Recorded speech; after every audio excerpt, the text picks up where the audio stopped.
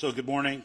The Eaton fire, current estimated acreage, 13,956 acres with 3% containment.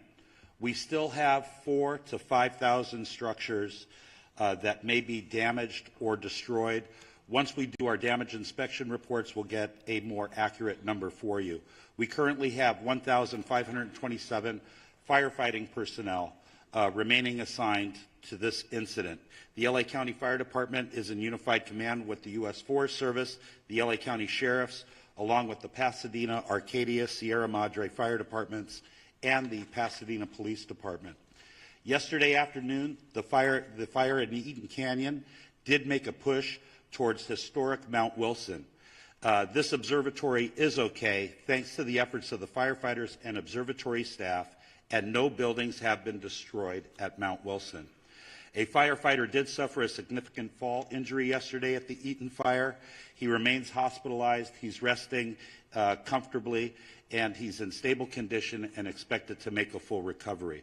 The cause of the fire remains unknown, and we will advise the media once we get the cause determined.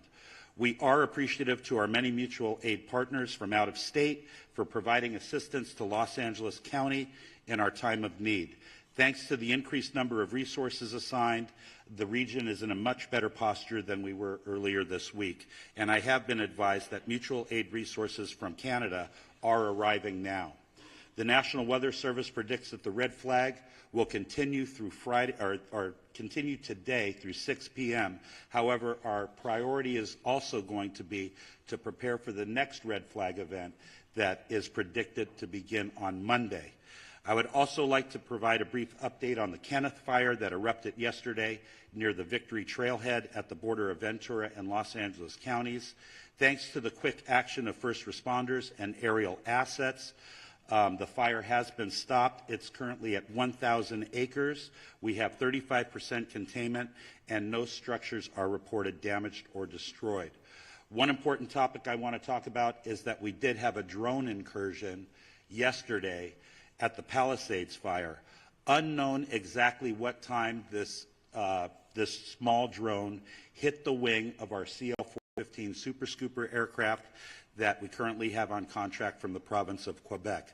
The pilots were unaware that they hit the drone. It wasn't until they landed at Van Nuys Airport that the maintenance staff noticed that there was a fist-sized hole in the leading edge of the wing inboard of the landing light. That Super Scooper will be prioritized for repair 24/7. It should be flying Monday. We only have 2 of them.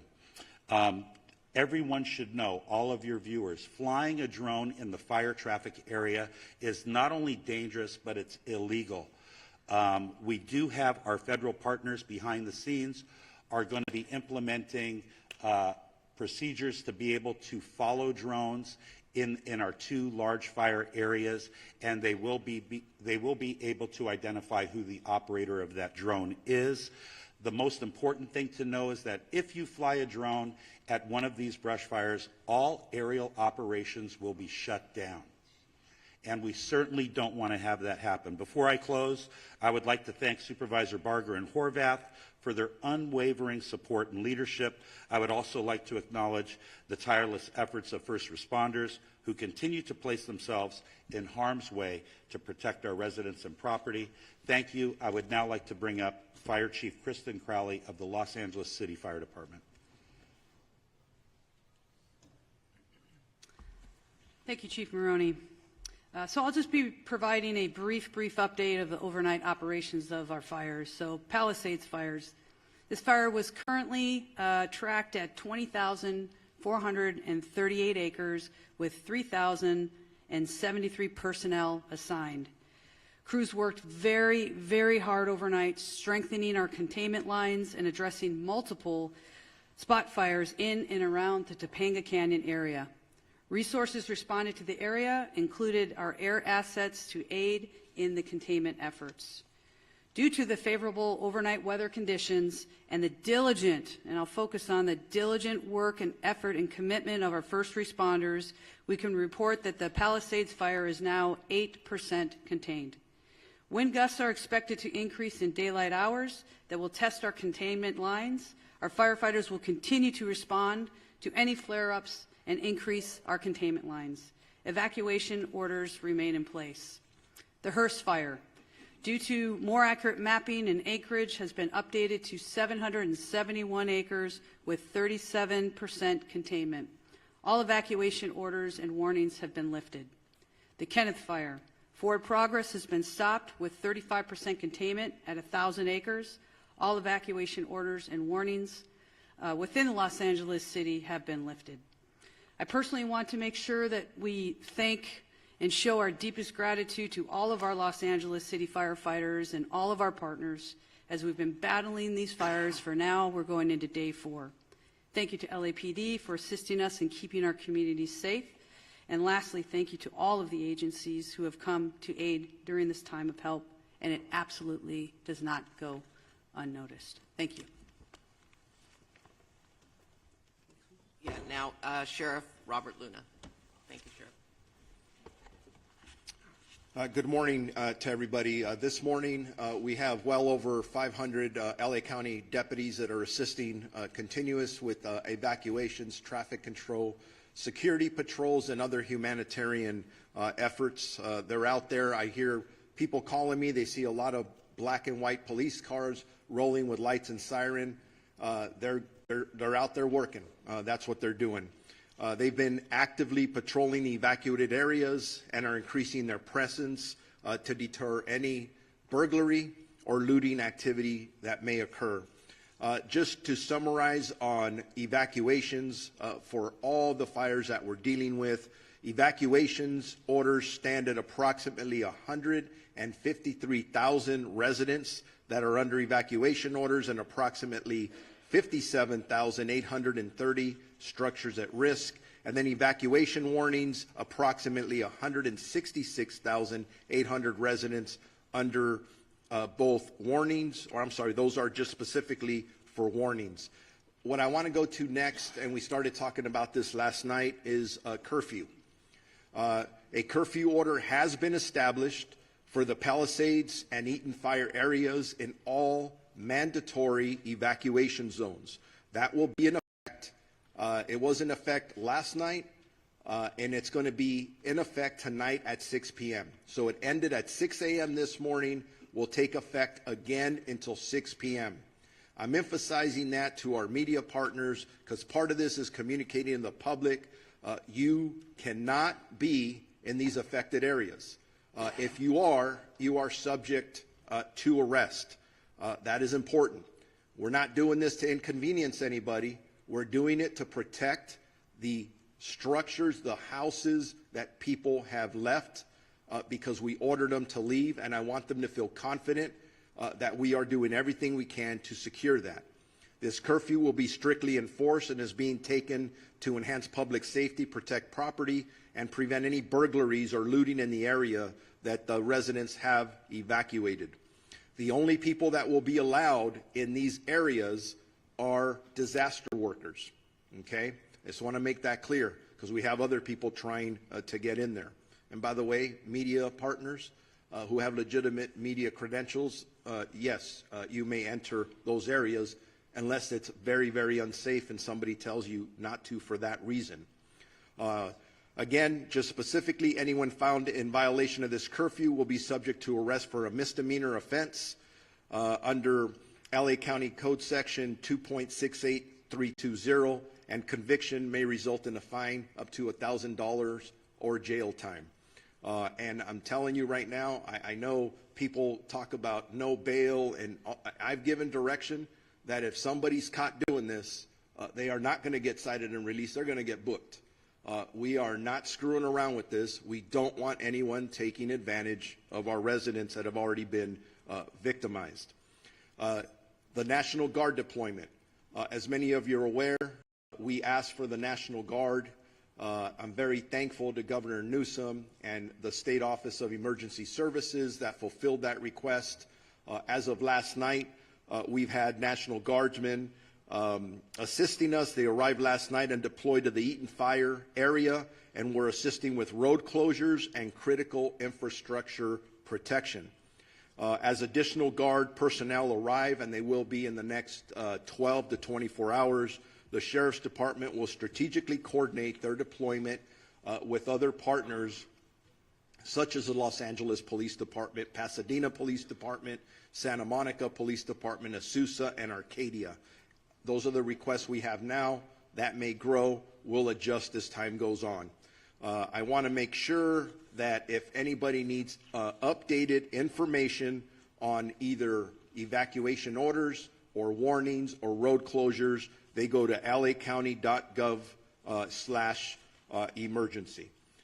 And with that, I am going to be introducing Assistant Chief Dominic Choi from the Los Angeles Police Department. All right. Good morning. On behalf of the Los Angeles Police Department, I just want to extend our deepest sympathies to all those affected by our fires, and that includes many of our own LAPD officers who've lost homes and property in this fire, and they continue to serve these communities, and I appreciate all their work. I have a number of important updates for all of you today, and I'm going to start by an arrest that was made late yesterday afternoon. So yesterday afternoon, the Kenneth Fire started at the border of West Hills in the city of Los Angeles and Ventura County. At 4:32 p.m., we received a 911 call that a suspect was attempting to light a fire in the community of Woodland Hills and was being detained by residents. Officers from LAPD's Topanga area responded and took that suspect into custody. And once we learned that this suspect was a possible arson suspect, our Major Crimes Division responded to Topanga Division along with Ventura County sheriffs, who was a lead in the Kenneth Fire investigation. But they responded, they interviewed this suspect.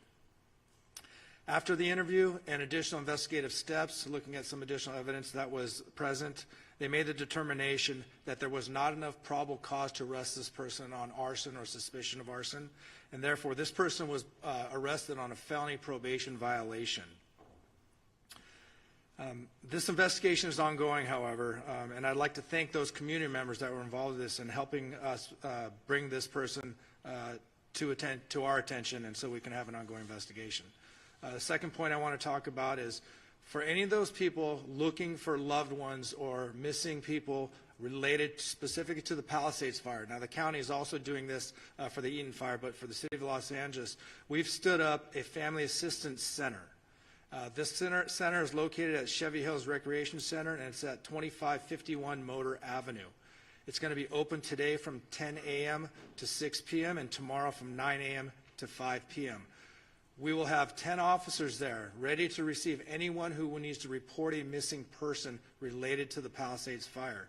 We will also have the American Red Cross, the Mayor's Crisis Response Team, the LA County Medical Examiner's Office, and the LA County Department of Mental Health. They will be there to help support, answer questions, and provide information as necessary. Again, I just want to emphasize this is for missing people related to Palisades fire. This is not for any other issues related to the fire. LAPD and our law enforcement partners are actively maintaining law and order in the areas impacted by the fires. We're patrolling these areas to deter criminal activity and to continue to ensure public safety. Today, we're deploying 210 officers in these impacted areas. This deployment includes our partners from LA Port PD and LAWA PD, and I'm thankful for their support.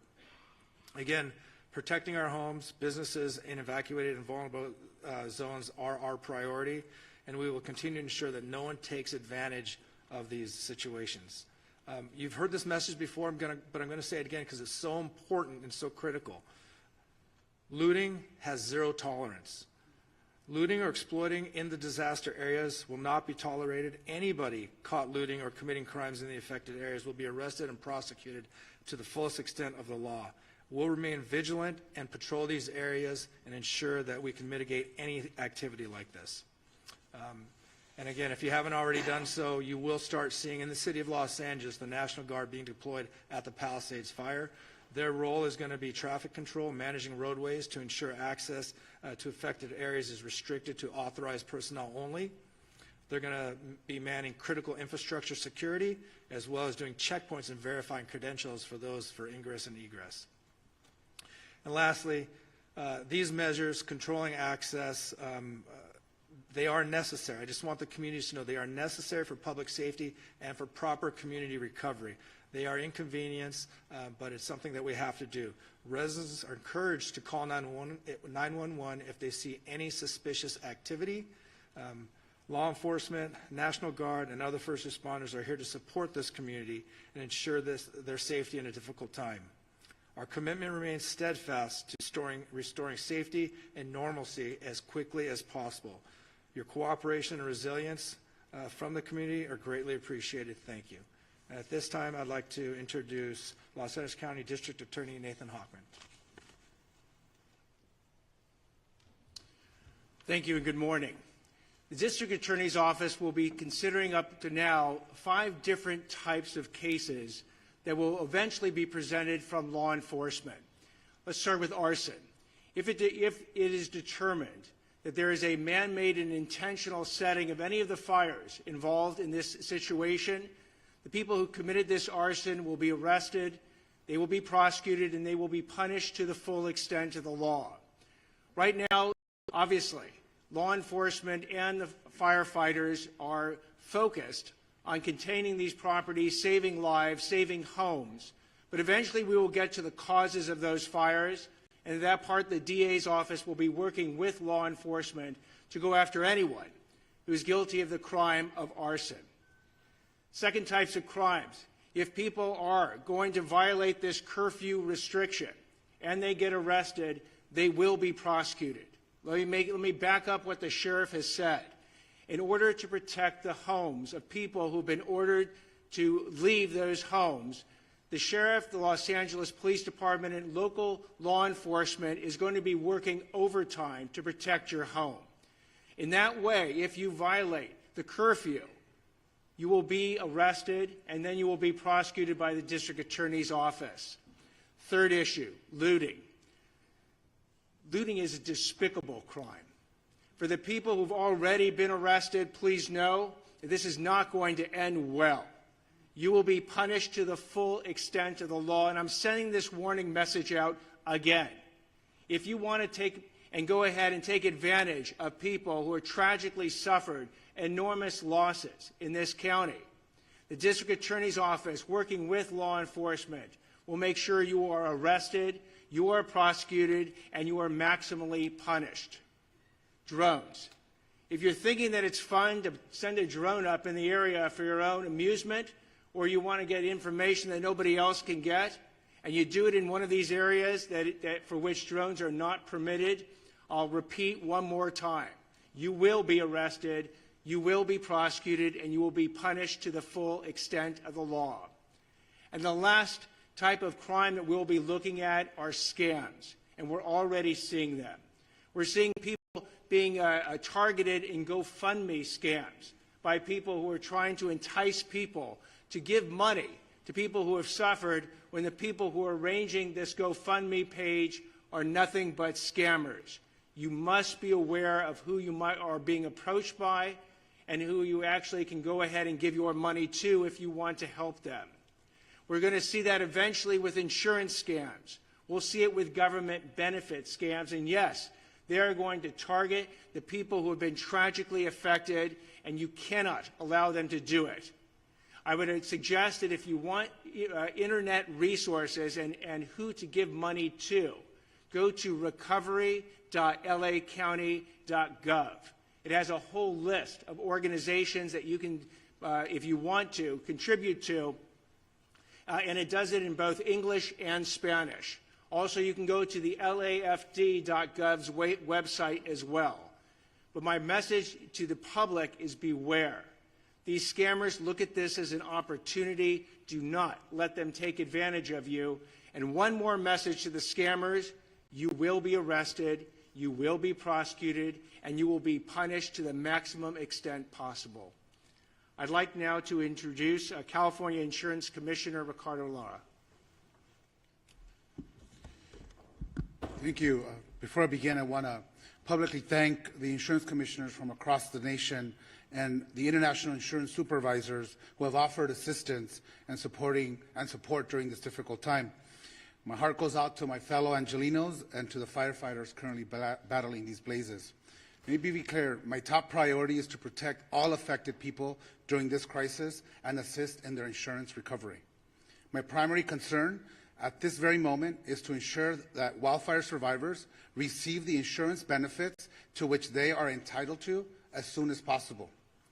I understand that this may be new and the extent of the calamity here in Southern California and compounded by the insurance and financial stresses that these wildfires have caused. However, at the Department of Insurance, we have been confronting wildfires and other natural disasters throughout our entire state for a very long time, making us, unfortunately, response experts. Now is the time for you to focus on your family and on your health. The last thing you should be worrying about is your insurance. Here's what I've done to protect our wildfire victims to date. I am using my moratorium power to stop all non-renewals and cancellations. Last night, I issued a bulletin to protect homeowners affected by the Palisades and Eaton fires from non-renewals and cancellations by your insurance companies for 1 year, under a moratorium law that I wrote while I was serving in the state Senate. This covers you even if your home wasn't destroyed or damaged in the wildfire. You can visit insurance.ca.gov to look up your zip code if you are near these wildfires and obtain that protection. I'm also calling on insurance companies to suspend any pending non-renewals and cancellations that homeowners received before these fires started. This means that if you've received a non-renewal from your homeowner's insurance between October 9th and January 7th, essentially 90 days, your insurance company should do the right thing and retain you as a valued policyholder. I call upon all property insurance companies to pause these non-renewals and cancellations and provide essential stability for our communities, allowing consumers to focus on what's important at the moment, their safety and recovery. In my notice, I also urged insurers to extend the payment grace period beyond the existing 60 days for policyholders in areas directly affected by the wildfires, enabling Angelenos to pay their home insurance premiums amidst the challenges that they are currently facing. And if your policy was not renewed, or if you don't have coverage, please call us at 1-800-927-4357. We can help you find additional solutions. I have also directed my department's enforcement team to protect Angelenos from fraudsters targeting wildfire survivors and to assist with the ongoing evacuation efforts. My department has moved quickly to host an insurance support workshop on January 18th and 19th at Santa Monica College, followed by another event the following weekend at Pasadena City College. We will have experts from our staff and representatives from insurance companies available so homeowners can obtain answers and take the action they need in one convenient location. Again, call us at 1-800-927-4357 to schedule a one-on-one appointment with our experts. Related to health, I've issued an additional notice to all California health insurers directing them to submit emergency plans to my department. These plans must detail how they're going to ensure that consumers can continue to access essential medical care and obtain their medications in the wake of these disasters. I've been in constant communication with our county leaders, governor, the legislative leaders, and our congressional delegation to identify best ways to expedite our recovery, reduce wildfire risk, and build a more climate resilient state and communities. Making homes and communities safer from wildfires needs to be a top priority for our state. Looking forward, I'm going to ask the governor and the state legislature to support also to provide consumers with home hardening grants. We need to put money in people's hands. This measure is critical to protecting homes and improving long-term resilience against wildfire risk. We are also going to be introducing legislation to include businesses in our moratorium law. Businesses are an important consumer of insurance and the financial backbone of many communities, and they also need this vital protection. Newly enacted insurance reforms are now in effect to make insurance rates more stable and predictable. My sustainable insurance strategy mandates that insurance companies expand and maintain coverage in high wildfire areas if they are going to use forward-looking catastrophic models and incorporate the reinsurance cost in the rate making, which my department just finalized in December. Why is this important for our residents? It ensures that Californians in wildfire-prone areas retain access to insurance and brings competition back into the market and ultimately lowering the cost. Without these measures, insurance companies may continue non-renewals, leaving communities at greater risk of underinsurance and total loss of coverage. Even with these devastating wildfires, I want to be clear, I am confident that these reforms will keep us on track to modernizing our insurance market, encourage insurers to return and expand in California, and protect the solvency of our market. We remain the largest insurance market in the nation, fourth in the world. Our goal is to ensure they remain financially solvent and can honor the claim that will stabilize our insurance market in the long run. Now, let me just quickly address issues surrounding the insurer of last resort, which we call the FAIR Plan. It has become clear that reforms are necessary as the coverage maximums have not changed in 30 years. I recognize that for some Californians, the coverage limits, even the ones that we've already implemented, are still very low. Under my strategy, we have also ensured the creation of a stronger, more sustainable FAIR Plan with the long-term financial strategy to withstand the challenging fires we are experiencing today.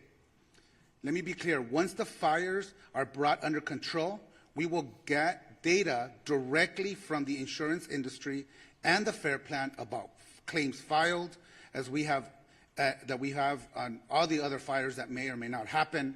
We are focused on maintaining the FAIR Plan's financial health while getting people back to the regular market where they belong.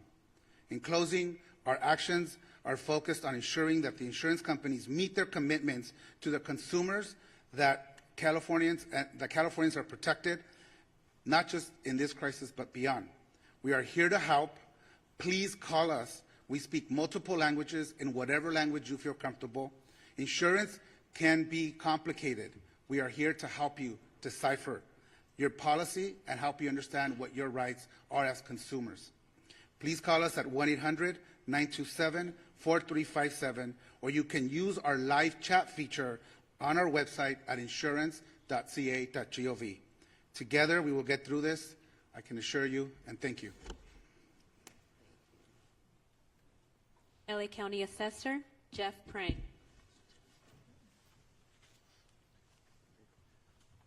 Good morning. Right now, government is very focused on bringing these fires under control, but in the coming days, the focus will return to recovery.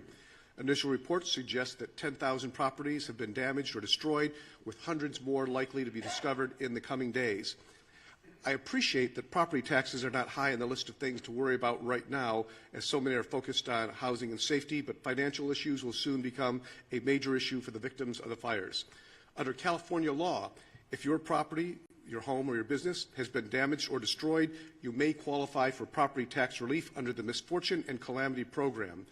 This program allows my office to reduce your assessed value of your property, which is what your taxes are based upon, to reflect the damage. Here are the key details. To qualify, the damage needs to exceed $10,000, and you must file a claim within 12 months.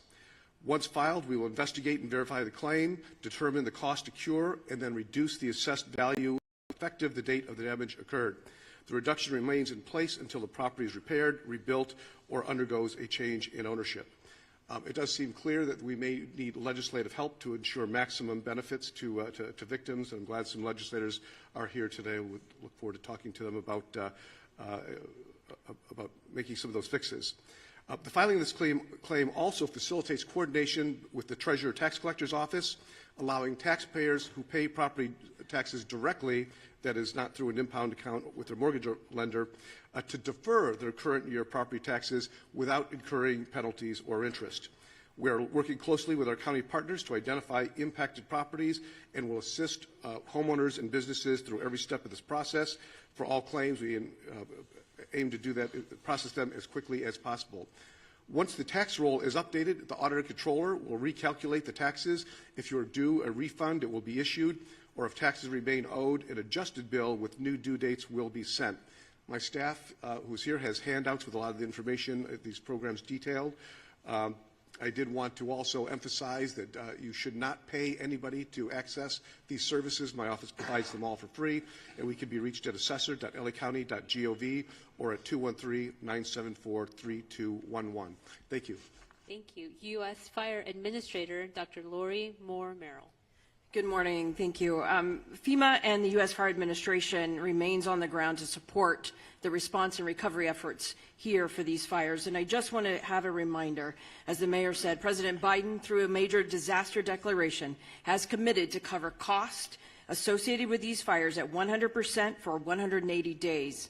For those who are affected and individual assistance, you can go to disasterassistance.gov, or if you prefer, to call someone, speak to someone directly. It is 1-800-621-3362. Our hearts remain with those who are affected, and certainly with the firefighters who continue the fight on the front lines. Helen, I'll turn it back to you. Closing remarks by Chair Barker. Thank you. In closing, I just have to say that this is called One Voice, and it's One Voice because while it's focused on unincorporated Altadena and I know Palisades and Pasadena, we're working with our state and our federal partners to ensure that we are providing all the resources necessary. So I want to acknowledge people that are here today. Supervisor Holly Mitchell, our colleague who's here to support us, Pasadena Mayor Victor Gordo, Santa Monica Mayor Lana Negrete, Assembly Member Jess Gabriel, and Assembly Member Jessica Caloza, who are here. Did I miss anybody? I think that's... So, again, I want to thank you all. And with that, we're going to take maybe one question, because I know we've got to run out to Altadena, but go ahead. Okay, why don't we go? Can we just, Supervisor, I'm so sorry. We'll just get a couple over here. 2 or 3. We'll do, by the way, we will do one-on-one interviews afterwards, okay? I will help you get the information you need. Go ahead. Thank you. My question is for Mayor Bass. Jonathan Migliai with CBS News. Yesterday, you asked for the public's patience as you assess the response. As you well know, then millions of people receive false alarms. It's been acknowledged here in this room that many may now be deactivating their alerts on their phones. I have heard from many people who are ignoring them altogether. We have red flag warnings still in effect. They will resume again next week. There is no rain in the forecast. What are you doing at this point to earn back people's trust and to make sure these mistakes don't happen again?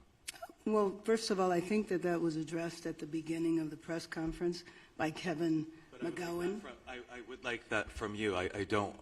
You're the top official here. So let me just be clear. I am going to spend every moment that I can making sure that I am in as many areas as possible, meeting and talking to residents to see what is needed in the recovery. But I also mentioned that we're moving into recovery mode at the same time, meaning that we want to see the city rebuilt. We want to see Los Angeles come together. Let me finish. We want to see Los Angeles come together. You are deflecting from the question. You have millions of people here who get these alerts. They are ignoring them. You still have red flag warnings in effect. There is a real threat here. What is your message to your constituents who are losing faith? You started this entire... I want the residents of Los Angeles region to have faith in what we are doing 24 hours a day. I can say on behalf of our first responders from the fire department, the police department, we are doing everything we can to bring the situation under control, and success has been reported. We know that we're going to have a possible increase in the force of the winds at the beginning of next week, and getting Los Angeles prepared, doing everything we can to save lives. That is our #1 job, to protect people's homes, to protect people's businesses, and to prepare to rebuild Los Angeles in a much better way. We're going to stand united, we're going to stand together, and we are not going to allow politics to interfere, and we're not going to allow people to divide us for political gain. Thank you. Thank you, Mayor Bass. One over here. Bob DeCastro from Good Day LA, Fox 11. Just to follow up on that, because even after yesterday that errant message was sent out to Los Angeles County's some 10 million people, overnight people were still receiving many messages, and we were even fielding calls from our own newsroom from people as far as San Bernardino that were receiving calls. You have no idea why people are getting these alerts and being startled in the middle of the night when they're already on edge in the Inland Empire. Why is that happening? You have no idea. And you also ask that people verify and get onto a website. Not everybody has the ability to jump on a website when they're panicked to try and figure out whether or not this is an actual alert. Thank you, and I appreciate the thoughts you're sharing and the question. I would take a second to explain how the alert system works. There's an interface, and you activate that interface with what type of an alert you're going to send, an evacuation order, an evacuation warning, and you identify a geographical area. After you initiate that message package is sent into what is the Integrated Public and Alert Warning System aggregator. That then transitions, I'll call it for lack of better terms, into a cloud that connects with all of our cell service providers. The root cause analysis is trying to establish where along that sequence there is an error going on. And in addition to that, it is important to understand that the cellular phone towers have different reach in how they're activating the message to the cell phone. And so it's a common phenomenon that there's a term called bleed over, where a cell phone that may be in a different jurisdiction or a different area is receiving that message from a cellular tower that may be geographically in a different space. So right now our number one priority is to establish how we can work with our, well, in coordination with our federal and state partners, how we can stop the messages that are going out right now that are not being initiated by a human action, to stop that, and then understand how that occurred so that the tool can still be used for what was identified as like a critical fire weather that we're still in experiencing and will continue to experience. So can I just follow up on that? The bottom line is we are going to drill down, because I too got the alert. I got 2 alerts, and then I got an alert telling me to disregard the alerts. And, you know, as someone who has communities that are on edge, that are lined up, and I'm sure Mayor Gordo has the same situation going on as well. They're on pins and needles thinking that they're next. So we're drilling down right now, and the way it's described to me is there are towers that are now powering up, and it's up in this cloud. It's kind of like when you send an email and it goes into draft, and then once you hit internet, it gets sent.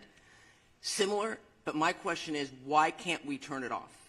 And the answers we're getting are not satisfying. I'm not making any excuses. It's unacceptable, and it is frustrating because we are asking people to trust us, to believe us when we say evacuate. So if we're going to tell them to evacuate, we better make darn sure we're targeting the right people. So don't think we're taking this lightly. I'm not. And I know that my residents aren't. So I hear you loud and clear. The frustration you're hearing from me is based on the frustration I'm hearing as well from my constituents who are asking, when we get it, is it going to be legitimate? Should we listen or should we ignore? Or disable altogether? So, Chair Barber, the verifications, people are just supposed to go on this website, find this website, and figure out if it's real? I think that's absolutely ridiculous, and I told Kevin McGowan that. To tell people to go on a website when they may not have access to an internet is absolutely absurd, and that is, quite frankly, not something that I am recommending. Obviously, for those who want to find out where the evacuation centers are, or I mean the evacuation locations are, they can go on there, and it is an accurate map. But I'm not going to tell people, if you get the alert, go on and check. I mean, I think that we need to fix this problem so that, in fact, when an alert goes out, it is a legitimate alert that people can listen to. So I hear you. I hear that criticism. I personally, when I heard it, didn't feel that I was going to tell people, well, if you get it, just go on a website. They can, but that's not going to satisfy the frustration that people have. So I just want to make it clear to you. Thank you, Chair Barger. We are at time. We're over time. Thank you. We will do one-on-ones. If you need assistance, please come see me or a member of the team. Thank you, speakers, again. Thank you all for attending. Thanks for watching. Like and subscribe to the WSBT 22 YouTube channel.